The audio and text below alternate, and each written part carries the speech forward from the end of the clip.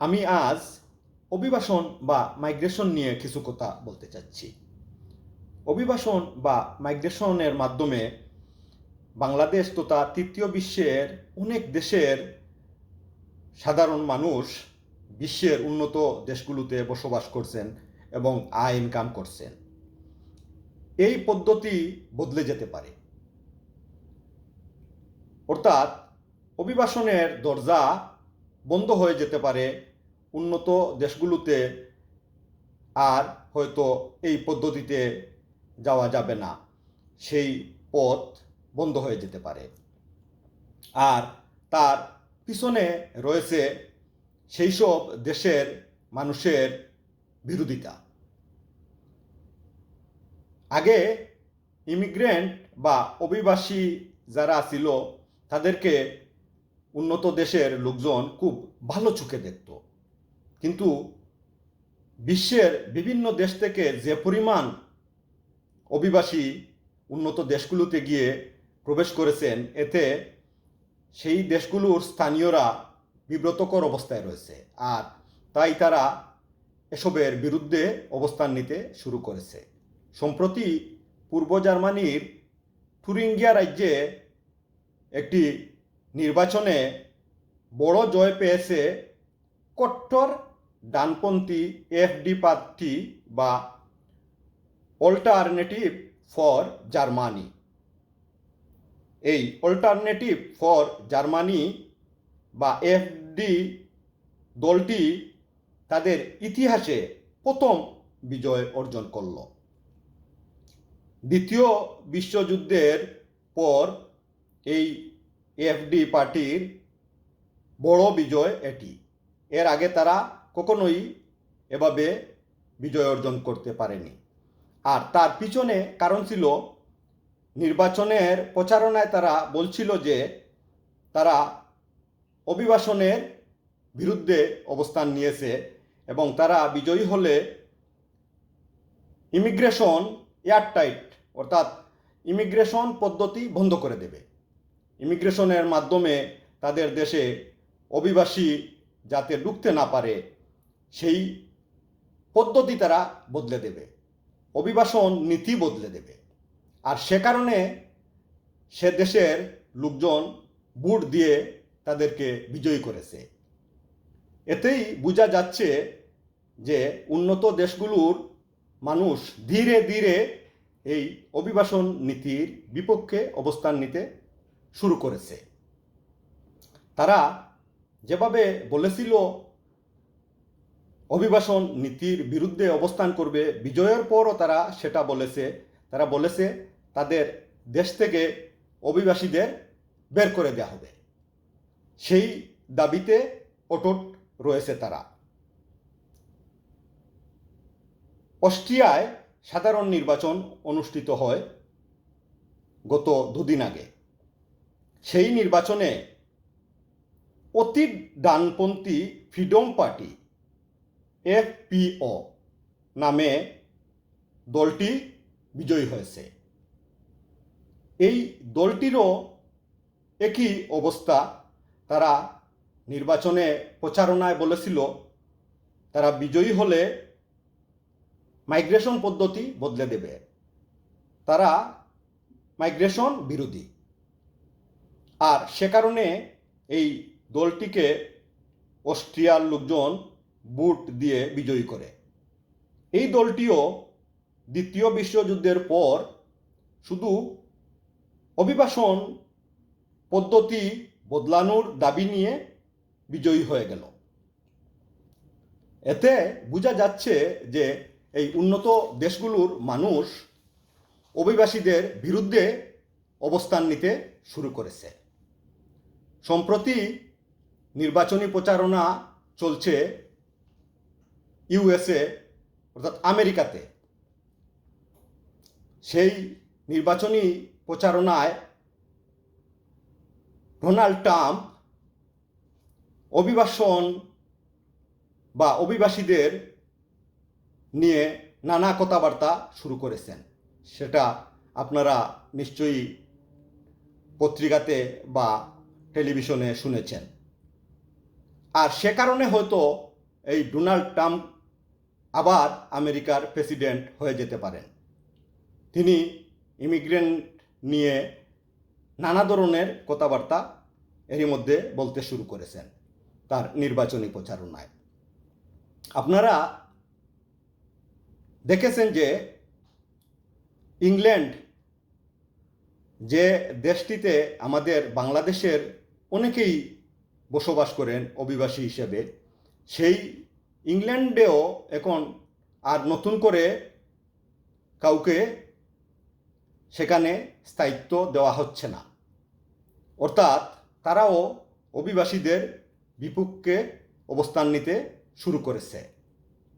আগে political asylum sick করে অনেকেই ইংল্যান্ডে স্থায়ীভাবে বসবাসের সুযোগ পেয়েছেন, কিন্তু বর্তমানে তাদের দেশেও অভিবাসীর সংখ্যা বেড়ে যাওয়ায় তারা আর নতুন করে কোনো অভিবাসীকে সেখানে স্থান দিচ্ছে না। এসব কারণে এই তৃতীয় বিশ্বের গরিব দেশের সাধারণ মানুষজন বা গরিব লোকজনের জন্য অভিবাসন বা মাইগ্রেশনের দরজা ধীরে ধীরে বন্ধ করে দিতে যাচ্ছে উন্নত দেশগুলো। আর এতে বাংলাদেশ সহ তৃতীয় বিশ্বের গরিব দেশগুলো বড় সমস্যায় পড়বে।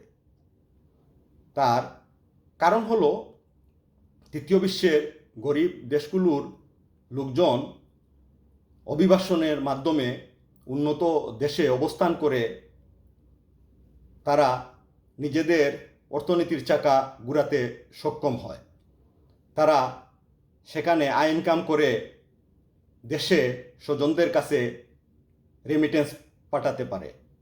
আর এই পদ্ধতি বন্ধ হয়ে গেলে এমনও হতে পারে যে আর নতুন করে কেউ সেই দেশগুলোতে গিয়ে অভিবাসন নীতির মাধ্যমে অবস্থান করতে পারবে না। এমনকি যারা এরই মধ্যে অভিবাসন নীতি নিয়ে সেখানে স্থায়ীভাবে বসবাস করছেন, তারাও নিজ দেশে ফেরত চলে আসতে পারেন। আর এমন যদি হয় তবে আমাদের বাংলাদেশ সহ গরিব দেশগুলোর অবস্থা আরও সংকটাপন্ন হয়ে পড়বে।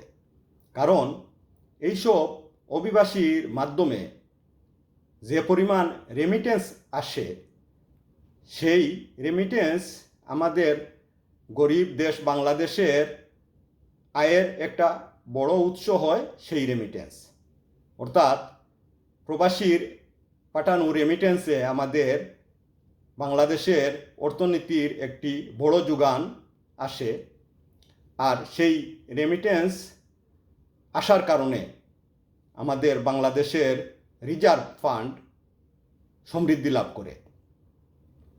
আর যদি এই সংকট বৃদ্ধি পায়, অর্থাৎ অভিবাসন নীতি বদলে যায় সারা বিশ্বের, যেমন বদলে যাচ্ছে জার্মানির, যেমন বদলে যেতে পারে অস্ট্রিয়ায়, এরকম যদি হয় বা আমেরিকাতে একই অবস্থা।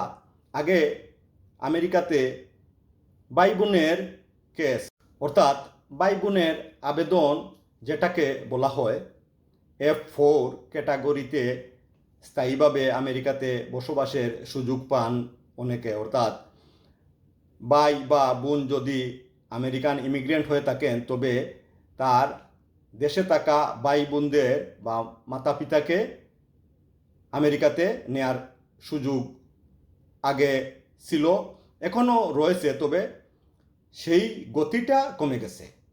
আগে একজন ভাই বা বোন তার আত্মীয় স্বজনকে আমেরিকাতে নিতে আবেদন করলে 12 বছরের মধ্যে সেই আপিল বা সেই আবেদনের উপরে তার আত্মীয় স্বজনকে আমেরিকাতে নিতে পারতেন।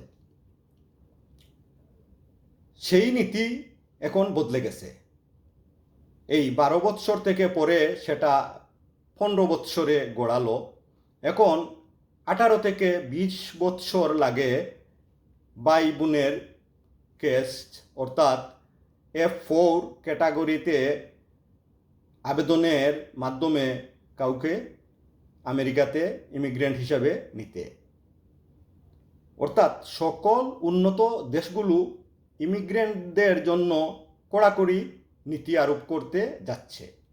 একটা সময় দেখা যাবে এই পদ্ধতি বন্ধ হয়ে গেছে।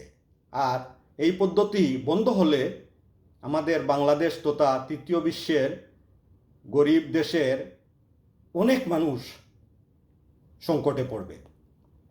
এই পদ্ধতি থাকার কারণে বাংলাদেশ সহ তৃতীয় বিশ্বের গরিব দেশগুলোর অনেকেই উন্নত দেশগুলোতে গিয়ে তাদের জীবনের অর্থনীতির চাকা ঘুরাতে সক্ষম হন এবং তারা রেমিটেন্স পাঠিয়ে তাদের দেশ সমৃদ্ধ করতে সচেষ্ট ছিলেন। কিন্তু এই পদ্ধতি বন্ধ হয়ে গেলে আর নতুন করে অভিবাসী নেবে না উন্নত দেশগুলো, এবং যদি যারা অভিবাসন নীতির মাধ্যমে সেই দেশগুলোতে রয়েছে তারাও যদি ফেরত চলে আসে, তবে বাংলাদেশ তথা তৃতীয় বিশ্বের গরিব দেশগুলো মহাসংকটে পড়বে। এবার আসি কানাডায়। এই কানাডাতে সামনে নির্বাচন। এই নির্বাচনে বর্তমান যে সরকার রুল করছে সেই সরকার হয়তো আর বিজয়ী হতে পারবে না, সেটাই অনেকে বলছেন। তার কারণ নাকি এই সরকারের দীর্ঘ সময় হয়ে গেছে। আর এই কানাডাতে নির্বাচনে যদি নতুন দল ক্ষমতায় আসে, তবে কানাডাতেও অভিবাসন নীতি বদলে যেতে পারে। এই অভিবাসনের মাধ্যমে যারা কানাডাতে এরই মধ্যে বসবাস করতে শুরু করেছেন বা যারা অভিবাসী হিসেবে আছেন, তারাও নতুন করে সংকটে পড়তে পারেন। অর্থাৎ নতুন সরকার এসে যদি অভিবাসন নীতির পরিবর্তন করে ফেলে বা কড়াকড়ি আরোপ করে, তবে এই কানাডাতেও অভিবাসনের যারা প্রত্যাশী বা যারা অভিবাসন নিয়ে এই কানাডাতে বসবাস করছেন, তাদের জন্য সেই দেশটিতে অবস্থান করা বা সেই দেশটির সুবিধা ভোগ করা কঠিন হয়ে যাবে। তাই হয়তো এমন হতে পারে ধীরে ধীরে উন্নত বিশ্বের যে সকল দেশে বাংলাদেশ তথা তৃতীয় বিশ্বের গরিব দেশগুলোর লোকজন অভিবাসন নীতির মাধ্যমে অবস্থান করছেন, তারা হয়তোবা আগামীতে মহা সংকটে পড়তে যাচ্ছেন। আর এই সংকট যদি সত্যি প্রকট আকার ধারণ করে, তবে তৃতীয় বিশ্বের গরিব দেশগুলো বাংলাদেশ তথা এ সকল দেশের জন্য একটি বড় সমস্যা হয়ে দাঁড়াবে এবং বড় ক্ষতির সম্মুখীন হতে পারে এ সকল দেশ। আজ এ পর্যন্তই। আর নতুন কোনো তথ্য পেলে আগামীতে আপনাদের এ বিষয় নিয়ে শেয়ার করব বা কথা বলবো। ধন্যবাদ। ভালো থাকুন সকলে।